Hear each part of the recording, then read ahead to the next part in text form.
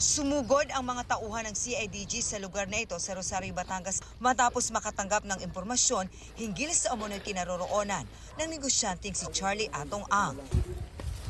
Hinalughog ang lugar. Insulation ko sa loob, wala ata eh. Meron. Para isilbi ang mga warrant of arrest na inilabas ng dalawang korte kaugnay sa pagkawala ng mga sabungero sa Santa Cruz, Laguna at Lipa, Batangas. Pero wala ang tinaguriang #1 most wanted ng DILG. Dinideny nila that they are known to Charlie Atong Ang. Ang malawak na farm na ito sa Porac, Pampanga ang pinasok ng CIDG. Wala roon si Ang.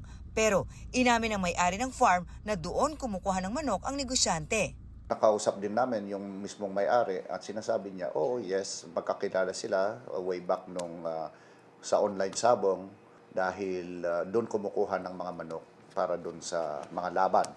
Sa ngayon, tanging si Atong Ang na lang ang hindi pa naaaresto sa lahat ng mga akusado.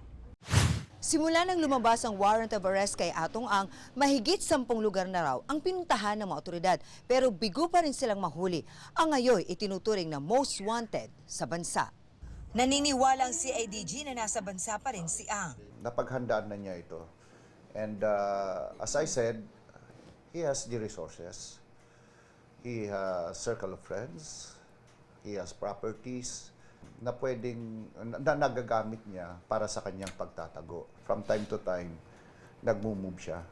Hindi siya tumitigil sa isang lugar. May heightened monitoring tayo on all ports, on lahat ng airport. Bukod sa mga liblib na lugar, may tinitingnan din daw ang CIDG ng mga exclusive subdivision. Nakatutulong daw sa kanilang paghahanap ang mga impormasyon na binibigay sa kanila sa mga hotline number. Sa ngayon daw, 17 text at call na ang kanilang natatanggap hinggil kay Ang. Unknown to them na nakita siya allegedly. Yung may iba doon is nakapag-deliver na ng pagkain, like seafoods, sa bahay niya. Siyempre, a tip is a tip eh. You only establish credibility kung tapos na ang operations. Pero so far sa dalawang ginawa namin kahapon at ngayong umaga, wala kami nakita. Posible bang hilingin ng gobyerno na kansilahin yung kanyang pasaporte? Kasama na yan, request na namin sa DOJ at DFA yan. It should come, malapit yan. Pero hindi na